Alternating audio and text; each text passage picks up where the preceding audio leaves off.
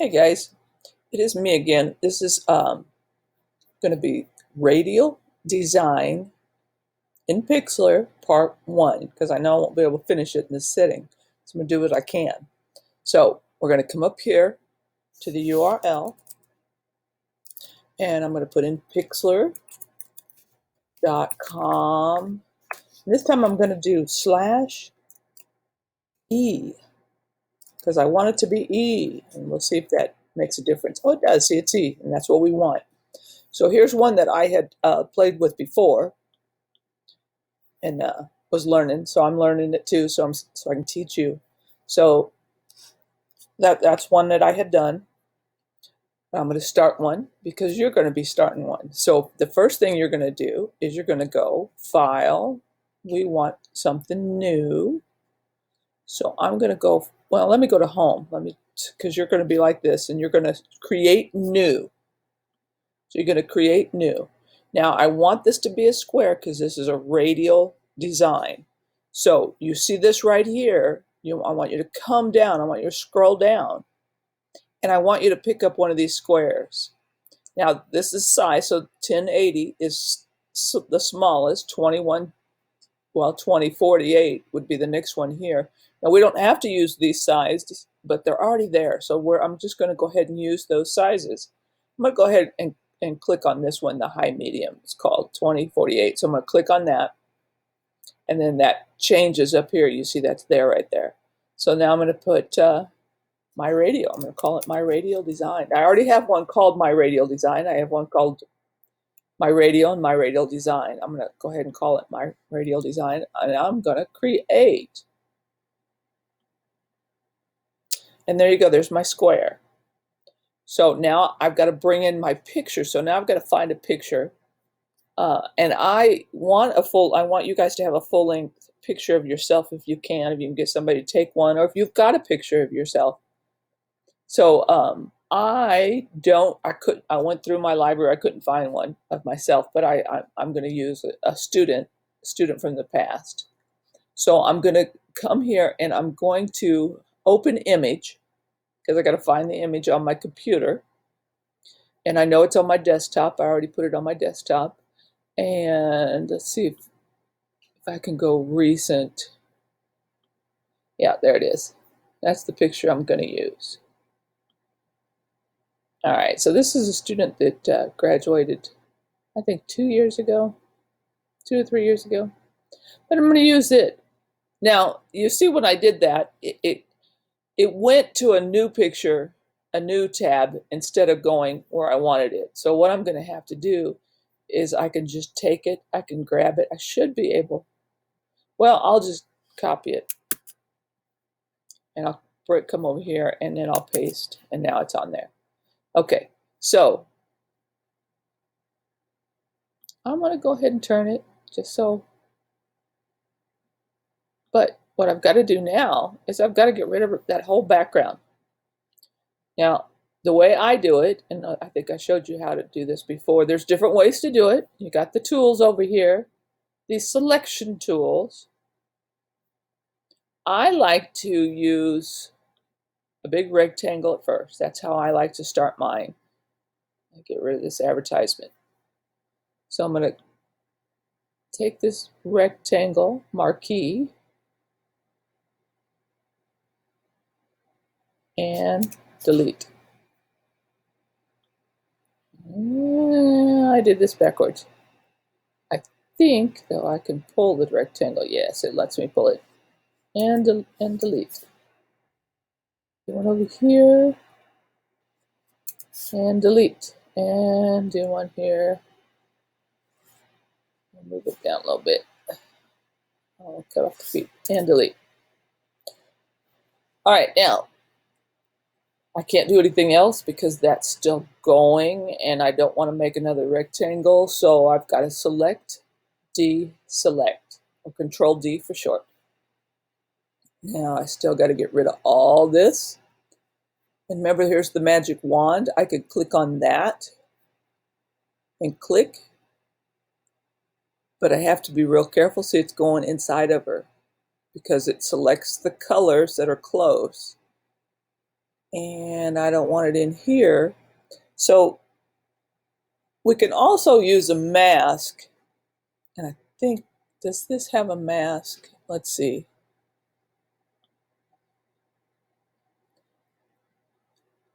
I'm sure it add a mask. Okay, so that's what happens if I add a mask. Nope, it's not working the way I want it to, so I'm sorry. Pretend I didn't do that. That didn't work because it's cutting in there. So if I was in Photoshop, I could do something different, but this program I'm not real familiar with, so I'm just going to undo it. And now there's also this lasso tool, and the lasso has different, up here it's got a polygon, Bezier. The Bezier I don't like. When I try to use the Bezier, I'm not on the Bezier, I'm still on the lasso. The lasso works like that, where I can just take an area and just go like that. This Bezier, the Bezier tool, I had trouble. See how it's curving?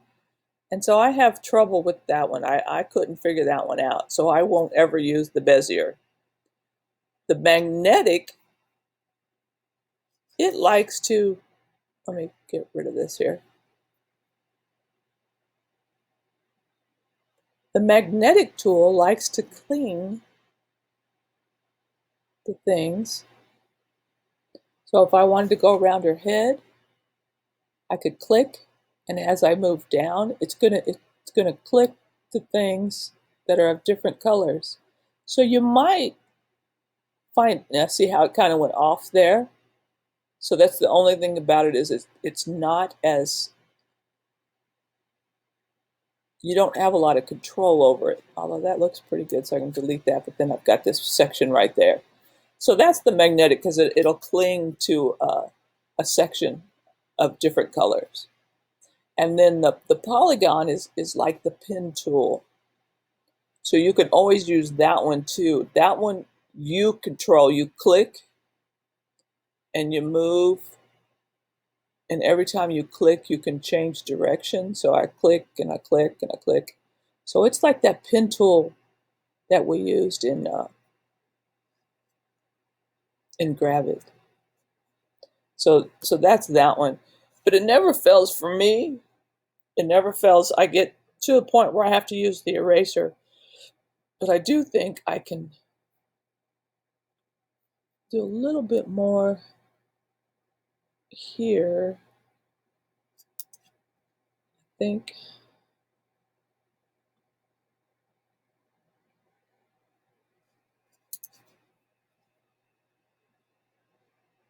So I like to use the rectangle at marquee because I get big chunks. But it never fails. I always end up having to use an eraser when I get close.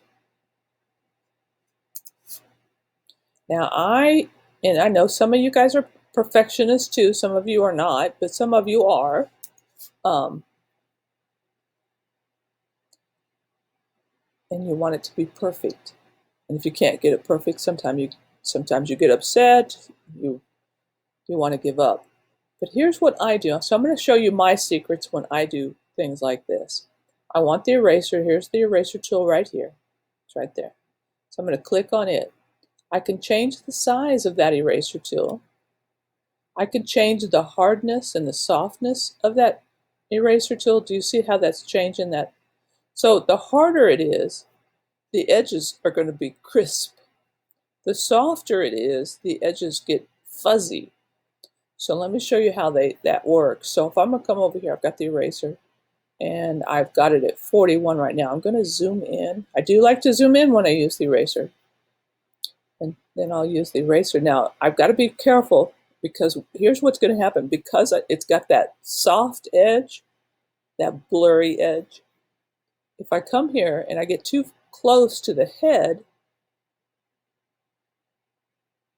I'll end up thinking I'm erasing just a little bit of it, but I've erased some of her head. Now here's another secret I have. When I get to this point, I want a background color that's going to be contrasty so that I could really see what I've erased. So what I'm going to do is I'm going to come to this bottom layer, and I think that pink right here, that's right there, is going to be a good contrast. So I'm going to get on the paint bucket right here, the fill bucket, and I'm going to come back here and I'm going to fill that background with that pink. So now when I come up here, I do got to make sure I'm on the right layer when I go to erase. In fact, I think I will lock this layer so I don't accidentally erase that layer. But I want you to see what I did to the head. Do you see that? See how it got really fuzzy right there? So now I've got to, oh, now I'm going to undo, and I'm going to undo that pink.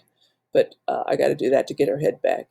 So another thing you guys can do is you could duplicate that layer of that person you're going to erase. And that way, if you mess up too much, you got the backup. So I should have done that too. So let me come back here and undo.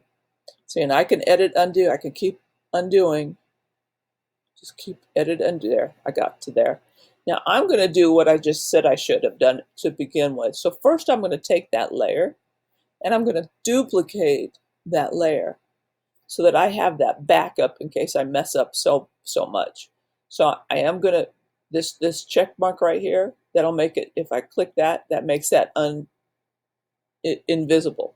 So that's not, you can't see it. It's there, but you're not seeing it. And now I'm going to come back to that layer and fill that layer. And then I would come here. Now I'm going to erase. So now I'm going to get on that eraser. And now I'm going to be really careful and see where that white line is right there. You see the white line? That white line is where the edge of that fuzziness is. So I know I've got to be really careful. I do like a soft edge brush when I'm erasing a person or anything actually, so that it looks more real, because I'm going for realism when I do this kind of stuff. Because if I use, let me show you what happens if I use a hard edge. If I use a hard edge, then I also run the risk of it looking like it was cut out with a pair of scissors and I didn't do very good. But if I take my time, I can actually do pretty good. But see how that's like that? That's where a soft edge, and you can control the softness, the edge, the fuzziness. So I can get really fuzzy on the edge or slightly. And that will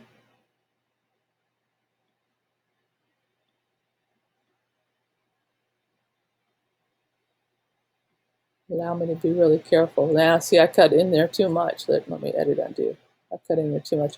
Another secret I do sometimes when I'm doing a person, and I know I'm going to want to be really careful around those edges.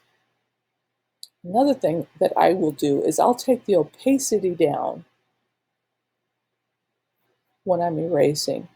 And then that way I can get real close to that edge and I'm not as worried about it cutting in as much because I've taken the opacity down. So it's not erasing everything on the first try. So I have to kind of keep going over a couple times. But then when I do that, I do a pretty good job. And then it's pretty natural looking. So that's another one of my secrets.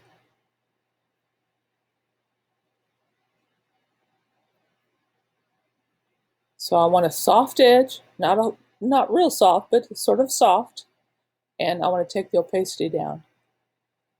And that way I can get really close and really get rid of that white edge. Takes a while, but you can do that. Now I don't want to take up too much time because it'll take too long for this video.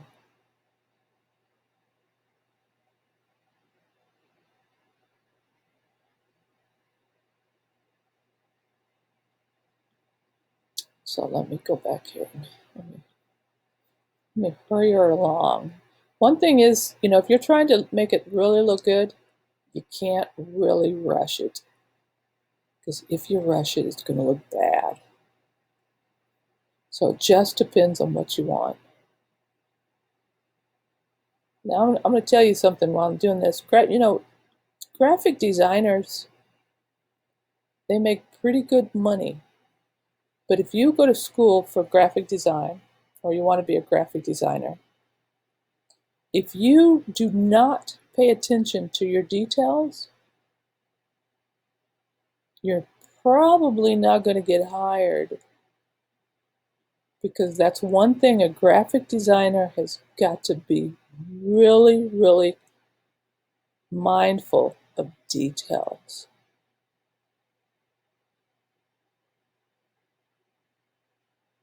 And part of that is learning.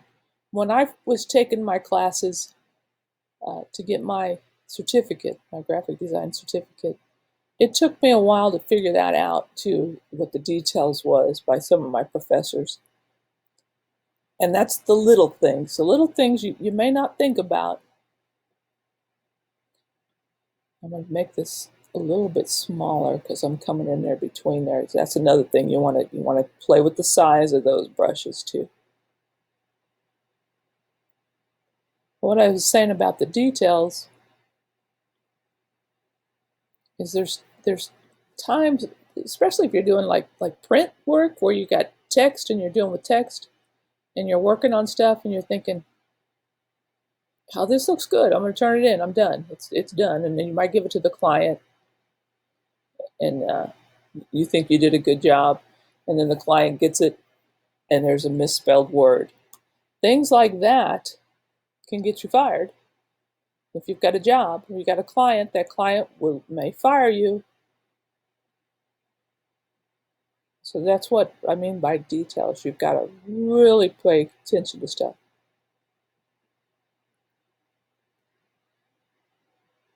Misspelled words is a big thing in graphic design. Think of magazines. If you're reading a magazine, there's a misspelled word in a magazine. Ooh, can you imagine? If that went to print, one of those magazines. Oops. I'm having trouble controlling it here.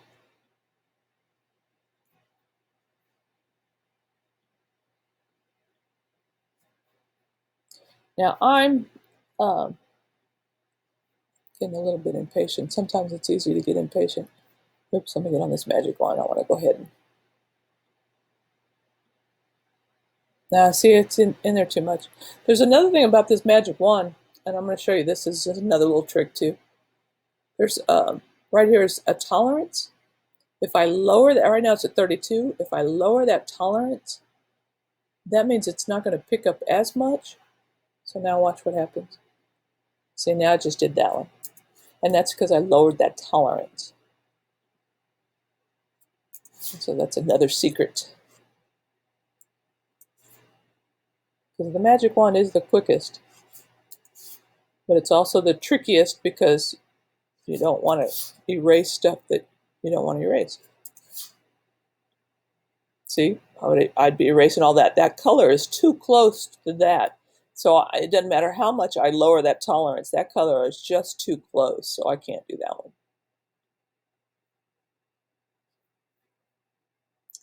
So I know this is just taking too long.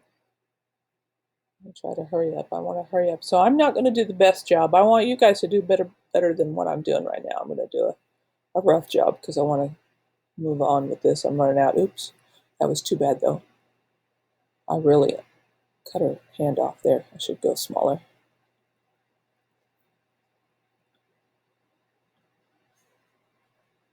I just don't want to take up too much time just doing this part. Let me finish this and then I'll come back. So let me stop.